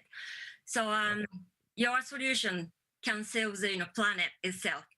And also the CES started encouraging this kind of technology for good or sustainability since CES 2019. So there is an award for the environment startup like you. So I hope next year we can go back to the Las Vegas and you will get the award for the environmental award at the CES. Okay, then Tomioka-san, how about you? All right. So as I mentioned before, right now as a company, we are working with the 2 or 3 biggest convenience store brands in Japan, which is Lawson and Family Mart. So what we want to do is, because our technology is we combine the kinesthetic sense of humans with the machines or robots, and in this way, we want to install our robot in the offline retail to do the shelf restocking. So with this platform, like comparing to the office workers right now, because those office workers, they can provide their labor workforce using Zoom, even in the era of COVID-19. But the thing is, the essential workers, those people who are working, for example, in offline retail, they still have to go to the on-site to continue their work.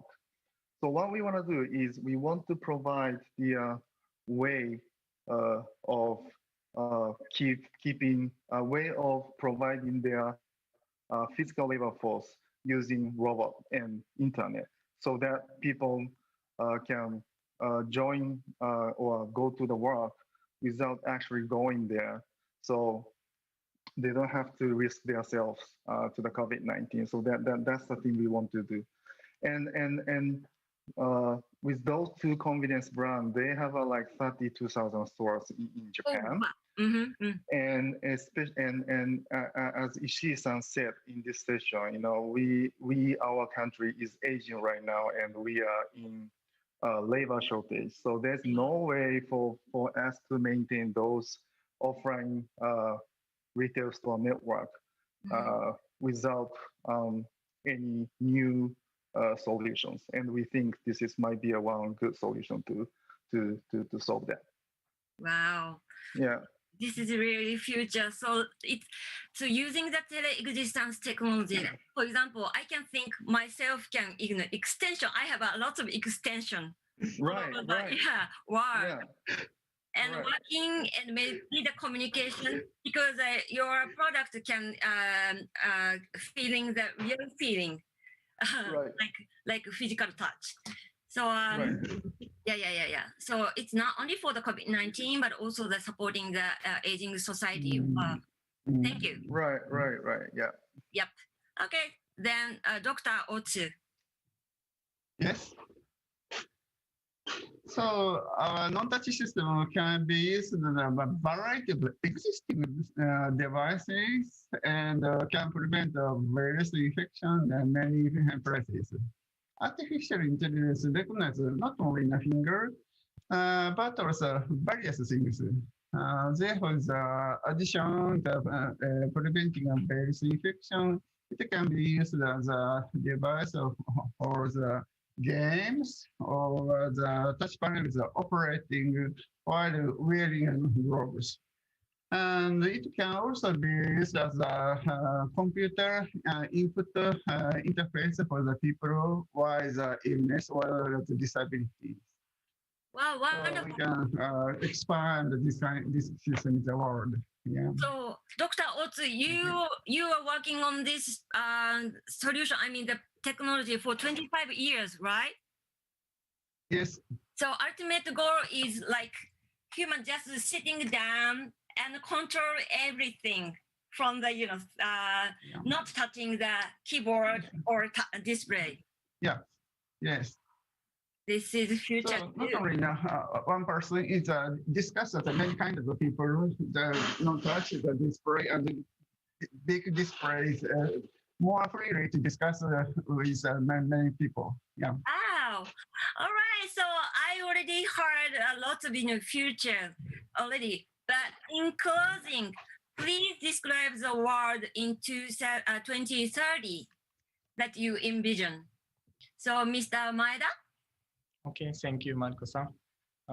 In my envision, year 2030, an autonomous, decentralized water circulation society we have been realized as electricity and telecommunications have been downsized from large-scale centralized infrastructures to small portable systems.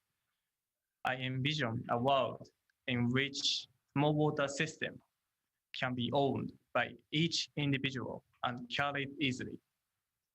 In this way, humanity will be able to recycle and use limited water resources in the most efficient way, which will eventually achieve both freedom and responsibility of humanity towards the natural environment. At last, I envision the autonomous decentralized water circulation system will become the primary water infrastructure, replacing the current massive water and storage systems in the 21st century and beyond. Amazing. For example, I have a phone here in my hand, but maybe 2030, maybe I can bring my water supply machine, maybe the piggyback, or just bringing anywhere I want to go. That is your envision. Wonderful. Thank you. So how about you, Dr. Otsu? Maybe you have your movie. You want to show some movie, right? Okay. Yes, movie, please. You have probably seen this kind of the image before. Do you think there are the just image or scientists? this, we have made it happen. Wow. Yes, next, please.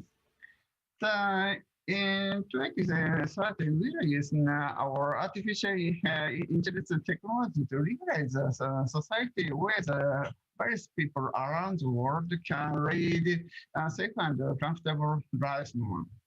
And as a way, operating this display in the air, in addition, improve safety. You can free yourself from the keyboard and mouse operations and expand the possibilities of computer use by allowing you to operate the computer more freely. What would you do if you could operate your computer without being tied up in the front of your desk? Let's discuss with us what kind of world we can achieve in 2030 with this system. Please contact us. This mail address, please. Thank you very much. Okay, Dr. Otto, please show the Dr. Otto's face for the operator, please. Yeah. So this information, info@chino.co.jp is a contact information. So as you mentioned, that your solution just using a small camera and attach it to the existing display. So that means that anybody, any company, they have a display and they are worried about, a touch panel. They can install your solution, right? Yeah. Yes. Okay. If you have, for example, the laptop or the tablet is already built in a computer camera, you can use it. And if the display or something that not built in a computer, you buy the web camera, very reasonable web camera, you can use it. So, of course, the Chino Gijutsu is a startup, but as I mentioned, the Dr. Otsu and his team is working on 25 years. That means that we can trust their solution. So please contact him if you're interested in this solution. Okay, finally, Mr. Tomioka, I want to hear from you the future. Okay, thank you. So one obvious future that Japan is going to have is today's theme, the declining birth rate and aging issues, and this thing won't be stopped. It's pretty obvious, and like in 10 years later, if these things is keep going, then I mean, one result we're gonna have is everybody gonna get poor and have to work more for everyday life because we don't have enough people to sustain the society. So meaning the people are going to have less time to spend meaningful things, but for work for everyday life. So what we want to do is we want to actually combine the machines with humans and want to become the first company to really deploy the robot outside factories and sustain the society. And we believe if we can achieve this thing, then we can create the society of surplus, meaning people have more time and energy to spend for their meaningful things. And we believe that's the one advancement we can make using the robotics. So, and also in this way, we do believe we can advance the scope and the scale of the consciousness on the way we provide the workforce to the world. Yeah. Wow. Yeah. Thank you so much. So I hope CES 2022, Telexistence is so amazing. And also the Dr. Otsu's Chino Gijutsu, please try. I wanna make everybody to try that one. And also of course, the watch. as I mentioned, I tried it in Ginza, and that is amazing. No hooked any pipes. Anywhere we can use it in washing hand. So I hope we can go. We go into the CES 2022 and to show whole the world your product. Thank you, three of you. That is amazing. Yay! Thank you. Thank you. Right. So this is so amazing story. So before going to the last session, I want to introduce the website of Japan Pavilion, which showcases more than 50 Japanese startups products. And that is exhibit at the CES 2021. Please access it through this link or QR code that is shown on this slide and check out the cutting edge Japanese technologies. Again, thank you very much. Bye-bye. Thank you. Thank you, Marco. Thank you very much for all the panelists. This concludes all sessions. So in closing, I'd like to ask Mr. Ichiro Sone, Executive Vice President of JETRO, to give closing remarks. So Sone-san, if you please.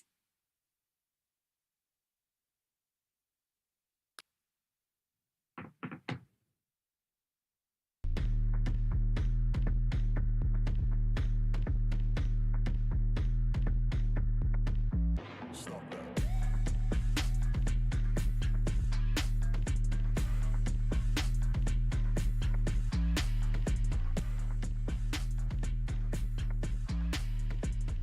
Cold like 0 degrees. I'm out the cage, gotta let out the beast. Revolutionary, gotta let out the streets. Locked in a cage, I'ma let out the 2021, the greatest number of companies from Japan ever exhibited, the greatest number of investing opportunities available. J Startup.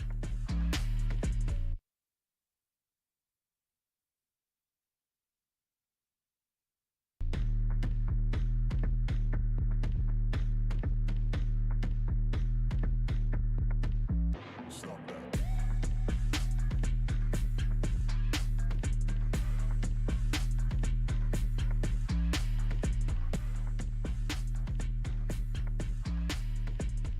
Cold like 0 degrees. I'm out the cage, gotta let out the beast. Revolutionary, gotta let out the streets. Locked in a cage, I'ma let out the 2021, the greatest number of companies. Hello, everyone around the world. I'm Ichiro Sone, Executive Vice President of JETRO. Thank you very much for watching the Japan session.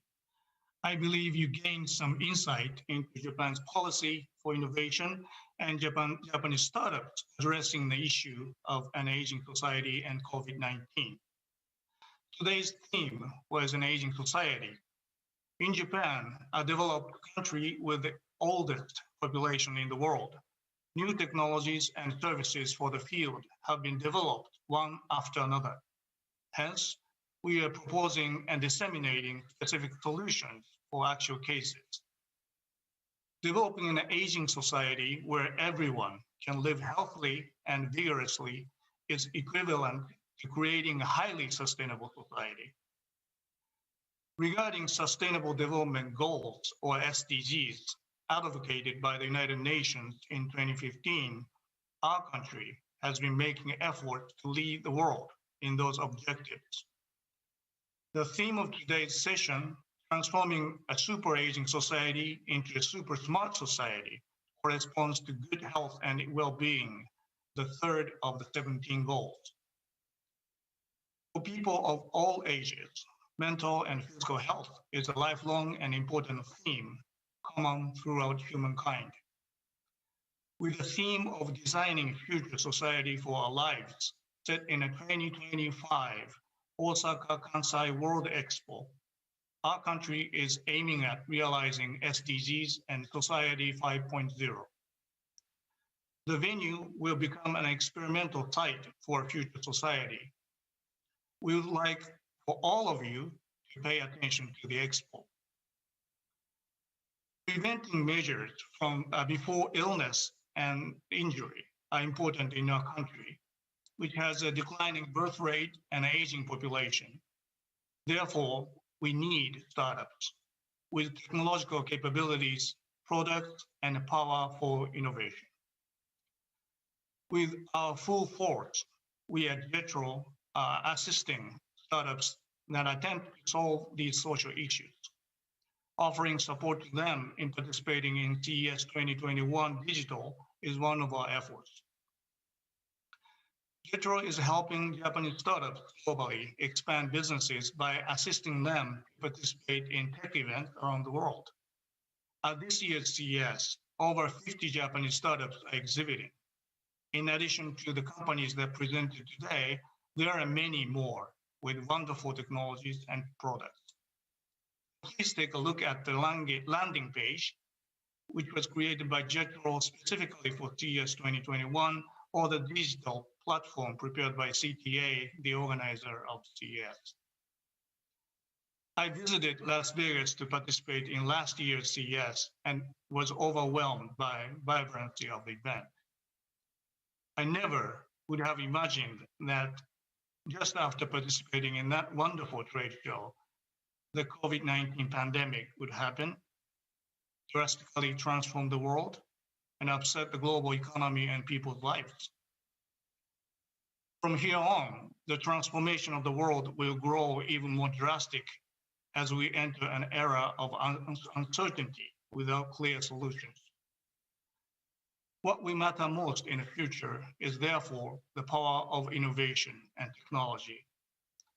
I strongly believe that the advanced technologies and products possessed by the companies participating in this year's CES from across the world will solve global social issues and save people from suffering. It is my hope that today's event was able to provide opportunities for all of you around the world to learn how Japan and Japanese startups are confronting the challenges in an aging society which other countries will face in the future. We hope you learned some tips which will help other countries to make countermeasures for those issues. I will finish by expressing my hope that collaboration in innovation between Japan and other countries will help move forward toward a better world. Thank you. Thank you very much. Thank you very much for your closing remarks, Tone-san. So before we close this session, I'd like to introduce again the website of Japan Pavilion, which showcases more than 50 Japanese startups products that will be exhibited at CES 2021. Please access it through this link or QR code that is shown on this slide and check out the cutting-edge Japanese technologies. Ladies and gentlemen, we would like to thank you all for your participation and support of this Japan session. Thank you very much for joining us, and have a great day and have a great night.